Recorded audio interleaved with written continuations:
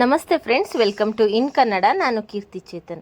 ಇವತ್ತಿನ ವಿಡಿಯೋದಲ್ಲಿ ನಮ್ಮ ಟೆರೆಸಲ್ಲಿ ಯಾವ್ಯಾವ ತರಕಾರಿಗಳನ್ನು ನಾನು ಹಾರ್ವೆಸ್ಟ್ ಮಾಡ್ತೀನಿ ಅಂತ ಹೇಳಿ ತೋರಿಸ್ತೀನಿ. ಕೆಲವೊಂದೊಂದು ಸರ್ತಿ ನಾನು ಅವಾಗವಾಗ ಬೇಕಾದಷ್ಟು ಮಾತ್ರ ಅಷ್ಟಷ್ಟೇ ಹಾರ್ವೆಸ್ಟ್ ಮಾಡ್ಕೊಂಡು ಹೋಗಿರ್ತೀನಿ. ಅದೆಷ್ಟೋ ವಿಡಿಯೋಗಳನ್ನು ಮಾಡಿಲ್ಲ. ಇವತ್ತು ಒಟ್ಟು ಸುಮಾರು ತರಕಾರಿಗಳನ್ನು ಹಾರ್ವೆಸ್ಟ್ ಮಾಡ್ತಾ ಇದ್ದೀನಿ. ಹಾಗಾಗಿ ಎಲ್ಲನೂ ಒಂದು ವಿಡಿಯೋ ಮಾಡಿ ತೋರಿಸೋಣ, ನಿಮಗೂ ಈ ಮೂಲಕ ಗಿಡಗಳನ್ನು ಬೆಳೆಸೋದು ಇನ್ಸ್ಪೈರ್ ಆಗಲಿ ಅಂತ ಹೇಳಿ ಈ ವಿಡಿಯೋನ ಮಾಡ್ತಾ ಇದ್ದೀನಿ. ಮೊದಲಿಗೆ ನಾನು ಟೊಮೆಟೊನ ಹಾರ್ವೆಸ್ಟ್ ಮಾಡ್ತಾ ಇದ್ದೀನಿ. ಈಗ ತುಂಬ ಬಿಸಿಲಾಗಿರೋದ್ರಿಂದ ಟೊಮೆಟೊ ಸ್ವಲ್ಪ ಚಿಕ್ಕ ಚಿಕ್ಕದಿರುವಾಗಲೇ ಹಣ್ಣಾಗ್ತಾ ಇದೆ. ಬಿಸಿಲು ತುಂಬಾ ಜಾಸ್ತಿ ಇದೆ. ಹಾಗಾಗಿ ನಾನು ಟೊಮೆಟೊನ ಬೇಕಾದಾಗ ಡೈಲಿ ಒಂದೆರಡು ಮೂರು ಹಾರ್ವೆಸ್ಟ್ ಮಾಡ್ಕೊಳ್ತಾ ಇರ್ತೀನಿ. ಆದರೆ ಇವತ್ತು ತುಂಬ ಹಣ್ಣಾಗಿರೋದ್ರಿಂದ ಎಲ್ಲದನ್ನು ಹಾರ್ವೆಸ್ಟ್ ಮಾಡ್ತಾ ಇದ್ದೀನಿ. ನಮಗೆ ಇಲ್ಲಿ ಕೋತಿಗಳು, ಅಳಿಲು ಇವುಗಳ ಕಾಟ ಇರೋದ್ರಿಂದ ಅದು ಬಂದು ತಿನ್ಕೊಂಡು ಹೋಗುತ್ತೆ, ಕಿತ್ತಾಕತ್ತೆ, ಕಚ್ಚಿ ವೇಸ್ಟ್ ಮಾಡುತ್ತೆ. ಅದಕ್ಕೋಸ್ಕರ ಸ್ವಲ್ಪ ಹಣ್ಣಾಗ್ತಾ ಬಂದಿರೋದು, ಬಣ್ಣ ಬದಲಾಗಿರೋ ಎಲ್ಲ ಕಾಯಿಗಳನ್ನು ನಾನು ಹಾರ್ವೆಸ್ಟ್ ಮಾಡ್ತಾ ಇದ್ದೀನಿ. ನನಗೆ ಹಾರ್ವೆಸ್ಟ್ ಮಾಡೋದಕ್ಕೆ ನನ್ನ ಮಗಳು ಹೆಲ್ಪ್ ಮಾಡ್ತಾ ಇದ್ದಾಳೆ. ಅವಳೂ ಕೂಡ ಹಾರ್ವೆಸ್ಟ್ ಮಾಡಿ ಕೊಡ್ತಾ ಇದ್ದಾಳೆ. ನನ್ನ ಮಗ ವಿಡಿಯೋ ಶೂಟ್ ಮಾಡ್ತಾ ಇದ್ದಾನೆ. ಸೊ ನನಗೆ ಎಲ್ಲ ಹೆಲ್ಪ್ ಮಾಡ್ತಾ ಇದ್ದಾರೆ. ಎಲ್ಲ ಹಾರ್ವೆಸ್ಟ್ ಮಾಡ್ತಾ ಇದ್ದೀವಿ. ಟೊಮ್ಯಾಟೊ ಹಾಗೆ ಇನ್ನೇನು ತರಕಾರಿಗಳನ್ನು ಹಾರ್ವೆಸ್ಟ್ ಮಾಡ್ತೀನಿ ಅಂತ ಹೇಳಿ ನಾನು ಈ ವಿಡಿಯೋದಲ್ಲಿ ತೋರಿಸ್ತೀನಿ. ಗಾರ್ಡನ್ ರಿಲೇಟೆಡ್ ಕಂಟೆಂಟ್ಗಾಗಿ ಚಾನೆಲ್ನ ಲೈಕ್ ಮಾಡೋದನ್ನು ಮರಿಬೇಡಿ. ಹಾಗೆ ಸಬ್ಸ್ಕ್ರೈಬ್ ಮಾಡ್ಕೊಳ್ಳಿ. ತುಂಬ ಜನ ಸಬ್ಸ್ಕ್ರೈಬ್ ಮಾಡ್ಕೊಳ್ದೇ ವೀಡಿಯೋಸ್ನ ನೋಡ್ತೀರಾ. ಸಬ್ಸ್ಕ್ರೈಬ್ ಮಾಡ್ಕೊಂಡು ನೋಡಿ. ತುಂಬ ಗಾರ್ಡನ್ಗೆ ಸಂಬಂಧಪಟ್ಟ ಹಾಗೆ ವ್ಯಾಲ್ಯೂ ಇರೋವಂತಹ ಕಂಟೆಂಟ್ಗಳು ಚಾನಲಲ್ಲಿ ಇದೆ. ಕೆಲವೊಂದೊಂದು ಟೊಮೆಟೊ ತುಂಬ ಬೇಗನೆ ಹಣ್ಣಾಗ್ತಾ ಇದೆ. ಆಲ್ಮೋಸ್ಟ್ ಈಗ 2-3 ಮಂತ್ಸ್ ಆಯಿತು ನಾವು ಟೊಮೆಟೊ ಔಟ್ಸೈಡಿಂದ ತಗೊಳ್ತಾನೆ ಇಲ್ಲ. ಅಷ್ಟೊಂದು ಟೊಮೆಟೊ ಆಗ್ತಾ ಇದೆ.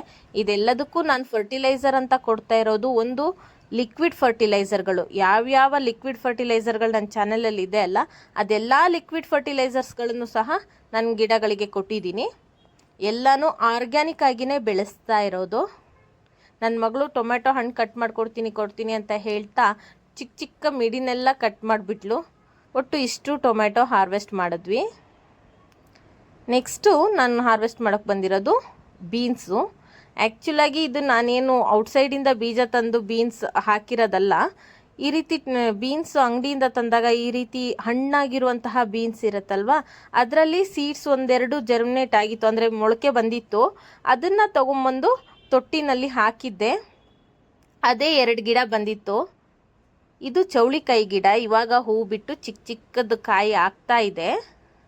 ಚೌಳಿಕಾಯಿ ಇದು ಒಂದೇ ಒಂದು ಸೀಡ್ಸ್ ಹಾಕಿದ್ದೆ ನೋಡೋಣ ಅಂತ ಹೇಳಿ. ಯಾಕಂದರೆ ನಾವೆಲ್ಲ ನನ್ನ ಲೈಫಲ್ಲಿ ನೋಡೇ ಇಲ್ಲ ನಾನು ಚೌಳಿಕಾಯಿ ಗಿಡ ಹೇಗಿರುತ್ತೆ ಅಂತ ಹೇಳಿ. ಜಸ್ಟ್ ನೋಡೋಣ ಅಂತ ಒಂದೇ ಒಂದು ಸೀಡ್ಸ್ ಹಾಕಿದ್ದೆ. ಅದು ಇವಾಗ ಕಾಯಿ ಬಿಡ್ತಾ ಇದೆ. ಇದು ಬೀನ್ಸ್ ನಾನು ಹೇಳಿದ್ನಲ್ಲ ಆಗಲೇ, ಆ ರೀತಿ ಅಂಗಡಿಯಿಂದ ತಂದಿರೋ ಬೀನ್ಸಲ್ಲಿ ಮೊಳಕೆ ಬಂದಿದ್ದ ಬೀಜನ ನೆಲಕ್ಕೆ ಹಾಕಿದಾಗ ಹುಟ್ಟಿರೋದು. ಅದರಲ್ಲಿ ನಾನೀಗ ಒಂದು ಕಾಯಿನ ಬೀಜಕ್ಕೆ ಅಂತಲೇ ಹಾಗೆ ಬಿಟ್ಟಿದ್ದೀನಿ ಗಿಡದಲ್ಲಿ. ಟೊಮೆಟೊ ಅಳಿಲಿ ಕಿತ್ತಾಕಿ ಅರ್ಧ ತಿಂದ್ಬಿಟ್ಟು ಹಾಗೆ ಬಿಟ್ಬಿಟ್ಟಿದೆ. ಒಂದು ಕಾಯಿನ ಬೀಜಕ್ಕೆ ಅಂತ ಬಿಟ್ಬಿಟ್ಟು ಉಳಿದಿದ್ದೆಲ್ಲದನ್ನು ಹಾರ್ವೆಸ್ಟ್ ಮಾಡ್ತಾ ಇದ್ದೀನಿ. ನೋಡಿ, ನಾನೇನೆ ಟೆರೆಸ್ ಗಾರ್ಡನ್ನಲ್ಲಿ ಇಷ್ಟೊಂದು ಬೆಳೆದಿದ್ದೀನಿ ಅಂತ ಅಂದರೆ ನೀವು ಕೂಡ ಬೆಳಿಬಹುದು. ಟ್ರೈ ಮಾಡಿ ನೋಡಿ. ಇದಕ್ಕೆ ನಾನೇನು ಆರೈಕೆನೇ ಮಾಡಿಲ್ಲ. ಆ್ಯಕ್ಚುಲಿ ಈ ಲಿಕ್ವಿಡ್ ಫರ್ಟಿಲೈಸರ್ಸ್ ಎಲ್ಲ ಏನು ಕೊಟ್ಟಿದ್ದೀನಿ ಬಿಟ್ಟರೆ ಇನ್ಯಾವುದೂ ಸಾಲಿಡ್ ಫರ್ಟಿಲೈಸರ್ ಅಂತ ಕೊಡಲೇ ಇಲ್ಲ. ಆದ್ರೂ ತುಂಬ ಚೆನ್ನಾಗಿಯೇ ಕಾಯಿ ಬಿಟ್ಟಿದೆ.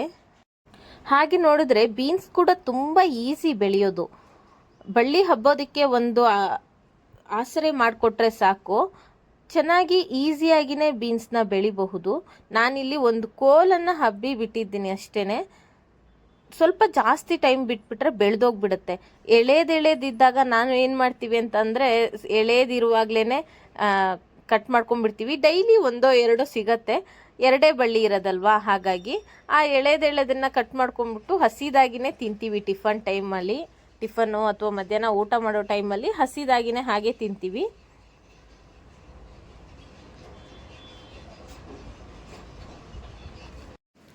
ಎರಡು ಬಳ್ಳಿಲೇನೆ ಇಷ್ಟು ಸಿಕ್ಕಿದೆ ಅಂತಂದರೆ, ಒಂದು 7-8 ಬಳ್ಳಿಗಳಿತ್ತು ಅಂತಂದರೆ ಒಂದು ಪಲ್ಯಕ್ಕಾಗುವಷ್ಟು ಅಥವಾ ಸಾಂಬಾರಿಗಾಗುವಷ್ಟು ಅಂತೂ ಖಂಡಿತ ಸಿಗತ್ತೆ.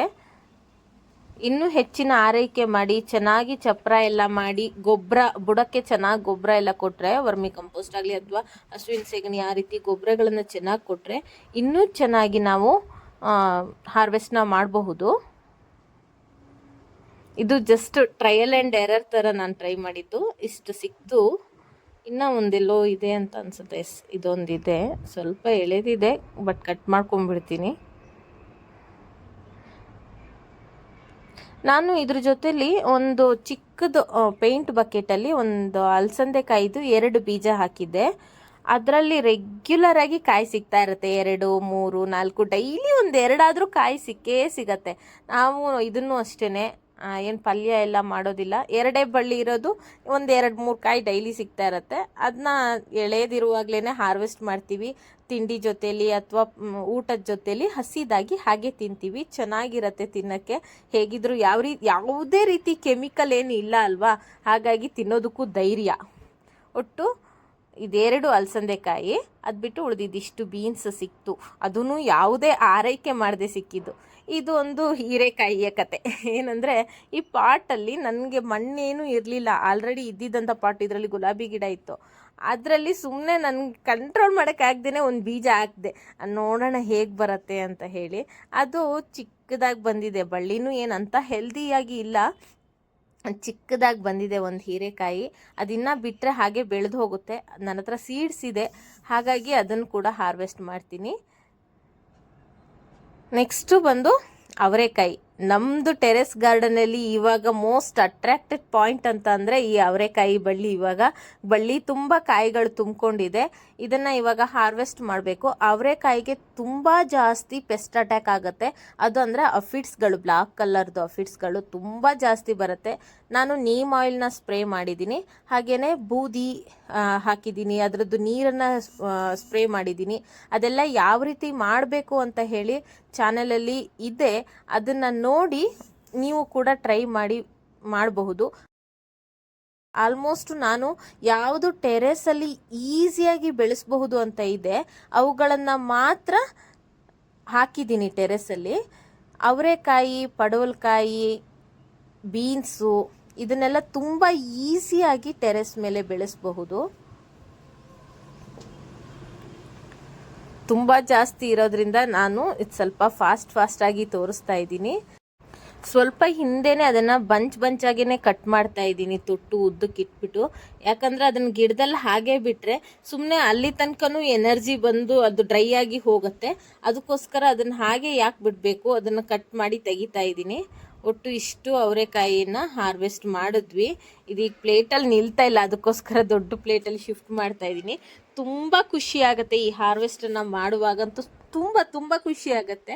ಇದು ಬಹುಶಃ ನಾವು ಹಾಕಿರೋ ಗೊಬ್ಬರಕ್ಕೆ, ಮಣ್ಣಿಗೆ, ಅದರ ಶ್ರಮಕ್ಕೆ ತಕ್ಕ ಪ್ರತಿಫಲ ಆಗಿದೆ.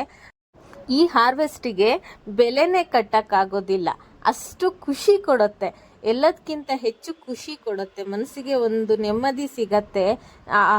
ಏನು ಫಸಲು ಬಿಟ್ಟಿರುತ್ತಲ್ಲ ಅದನ್ನು ಹಾರ್ವೆಸ್ಟ್ ಮಾಡುವಾಗ ನಾವು ಬೆಳೆಸಿದ್ದು ಅನ್ನೋದಿದೆಯಲ್ಲ, ಅದ್ರದ್ದು ಮಜಾನೇ ಬೇರೆ. ಒಟ್ಟು ಇಷ್ಟು ಅವರೆಕಾಯಿ ಹಾರ್ವೆಸ್ಟ್ ಮಾಡಿದ್ವಿ. ನೆಕ್ಸ್ಟು ಆಲೂಗೆಡ್ಡೆ. ಆಲೂಗೆಡ್ಡೆ ಗಿಡ ಬಿಸಿಲಿನ ಜಳಕ್ಕೆ ಎಲ್ಲ ಸ್ವಲ್ಪ ಬಾಡಿ ಹೋಗ್ತಾ ಇತ್ತು. ಆಮೇಲೆ ನಮ್ಮ ಮಣ್ಣಲ್ಲಿ ಈ ವೆದರ್ ಕಂಡೀಷನಲ್ಲಿ ಆಲೂಗೆಡ್ಡೆ ಬೆಳಿಬಹುದಾ ಅಂತ ಹೇಳಿ ನಾವು ಟ್ರೈ ಮಾಡಿದ್ದು. ಹಾಗಾಗಿ ನೋಡೋಣ ಆಲೂಗೆಡ್ಡೆ ಹೇಗಾಗಿದೆ ಏನು ಅಂತ ಹೇಳಿ. ಆಲೂಗೆಡ್ಡೆ ಹಾರ್ವೆಸ್ಟ್ ಮಾಡೋದು ಸ್ವಲ್ಪ ಪ್ರೋಸೆಸ್ಸು ಲೇಟ್ ಆಗುತ್ತೆ, ಅದಕ್ಕೋಸ್ಕರ ನಾನಿಲ್ಲಿ ಫಾಸ್ಟ್ ಫಾರ್ವರ್ಡ್ ಮಾಡಿದ್ದೀನಿ. ಆಲೂಗೆಡ್ಡೆ ಚೆನ್ನಾಗಿದೆ, ಖುಷಿ ಆಗುತ್ತೆ. ಹಿಂಗೆ ಕೀಳ್ಬೇಕಾದ್ರೆ ಹಿಂಗೇನಾದರೂ ಸಿಕ್ಬಿಟ್ರೆ ನಿಧಿ ಸಿಕ್ಕಿದ ಥರ. ಬೇರೆಲ್ಲ ಹೋಗ್ತಾ ಬಂದಿದೆ, ಅದನ್ನು ಹಾಗೇ ಒಂದೊಂದೇ ತೆಗಿತಾ ನೋಡ್ಕೊಳ್ತಾ ಬರ್ತೀನಿ. ತುಂಬ ಚಿಕ್ಕದಾಗಿತ್ತು. ಕರೆಕ್ಟಾಗಿ ನಮಗೆ ಮಾಹಿತಿ ಕೊರತೆ ಇರೋದ್ರಿಂದ ಅದಕ್ಕೆ ಕರೆಕ್ಟಾಗಿ ಯಾವ ರೀತಿ ಆರೈಕೆ ಮಾಡಬೇಕು ಅನ್ನೋದು ಗೊತ್ತಿಲ್ಲ. ನಮ್ಗೆ ತಿಳಿದಿರೋ ಮಟ್ಟಿಗೆ ನಾವು ಟ್ರೈ ಮಾಡಿ ನೋಡಿದ್ವಿ. ಚಿಕ್ಕದು ಜಾಸ್ತಿ ಬಿಟ್ಟಿದೆ. ಇದಕ್ಕೆ ನಾನು ಆಗಲೇ ಹೇಳಿದಾಗೆ ಲಿಕ್ವಿಡ್ ಫರ್ಟಿಲೈಸರ್ ಜೊತೆಗೆ ವರ್ಮಿ ಕಂಪೋಸ್ಟ್ನ ಕೊಟ್ಟಿದ್ದೀನಿ. ಚಾನಲಲ್ಲಿರೋ ಎಲ್ಲ ಲಿಕ್ವಿಡ್ ಫರ್ಟಿಲೈಸರ್ಸ್ನ ನನ್ನ ಹತ್ರ ಇರೋ ಎಲ್ಲ ವೆಜಿಟೇಬಲ್ ಪ್ಲಾಂಟ್ಸ್ಗೆ ಮತ್ತು ಫ್ಲವರ್ ಪ್ಲಾಂಟ್ಸ್ಗೆ ನಾನು ಕೊಟ್ಟಿದ್ದೀನಿ. ಇದರಲ್ಲೇ ಒಂದು ಟೊಮೆಟೊ ಗಿಡ ಕೂಡ ಹುಟ್ಕೊಂಡ್ಬಿಟ್ಟಿದೆ. ಈ ಮಣ್ಣಲ್ಲಿ ನಾನೀಗ ನೆಕ್ಸ್ಟ್ ಸೊಪ್ಪಿನ ಬೀಜನ ಹಾಕೋಣ ಅಂತ ಹೇಳಿದ್ದೀನಿ. ಎಸ್, ಇದೊಂಥರ ಲಾಂಗ್ ಪ್ರೋಸೆಸ್. ಹುಡುಕ್ಬೇಕಾದ್ರೆ ಖುಷಿ ಆಗ್ತಾ ಇತ್ತು, ಎಲ್ಲಾದರೂ ಇರುತ್ತಾ ಅಂತ ಹೇಳಿ. ಅದು ನೋಡಿದ್ರೆ ಚಿಕ್ಕ ಚಿಕ್ಕದು ಸಿಗ್ತಾ ಇತ್ತು. ಹೆಚ್ಚಿನ ಆರೈಕೆ ನಾವು ಮಾಡಲಿಲ್ಲ. ಗ್ರೋ ಬ್ಯಾಗ್ ಸ್ವಲ್ಪ ಉದ್ದ ಇದ್ದಿದ್ದರಿಂದ ನಮಗೆ ಹಾರ್ವೆಸ್ಟ್ ಮಾಡೋದು ಸ್ವಲ್ಪ ಜಾಸ್ತಿನೇ ಟೈಮ್ ತೊಗೊಳ್ತು. ಎಸ್, ಆರ್ಗ್ಯಾನಿಕ್ ಆಗಿ ಗಿಡಗಳನ್ನು ಬೆಳೆಸಿ ಏನೋ ತರಕಾರಿಗಳನ್ನು ಬೆಳೆಯುವಾಗ ವಾವ್, ಇದೇನೋ ಒಂದು ಸ್ವಲ್ಪ ಡ್ರೈ ಆಗಿ ಕಲರೆಲ್ಲ ಚೇಂಜ್ ಇದೆ. ಮೋಸ್ಟ್ಲಿ ಬಿಸಿಲಿಗೆ ಜಾಸ್ತಿ ಡ್ರೈ ಆಗಿಬಿಟ್ಟಿದೆಯೋ ಏನೋ ಗೊತ್ತಿಲ್ಲ. ಅದ್ರದ್ದು ಬೇರೆ ಎಲ್ಲೆಲ್ಲಿ ಹೋಗಿದೆ ಅಲ್ಲೆಲ್ಲ ಕಡೆ ಒಂದೊಂದು ಆಲೂಗೆಡ್ಡೆ ಇದೆ. ವಾವ್,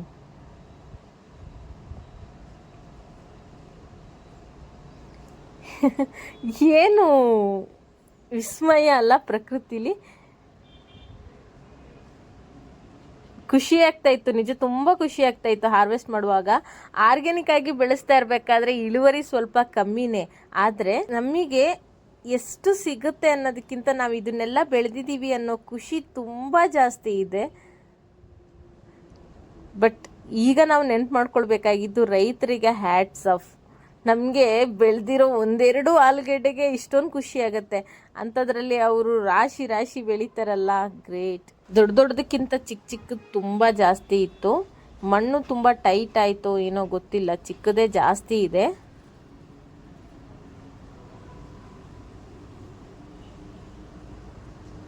ಯಾವಾಗಲೂ ಮಣ್ಣಿನ ಕೆಲಸ ಮಾಡಬೇಕಾದ್ರೆ ಗ್ಲೌಸ್ನ ಹಾಕ್ಕೋಬೇಡಿ.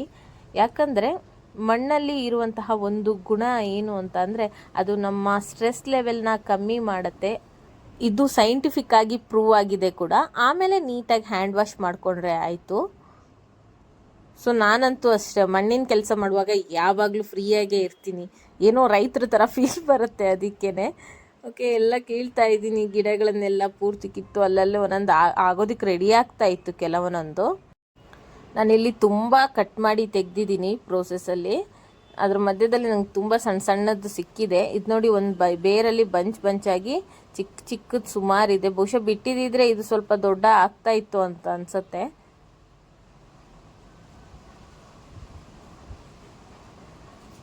ಇಷ್ಟು ಸಿಕ್ತು ಚಿಕ್ಕದು.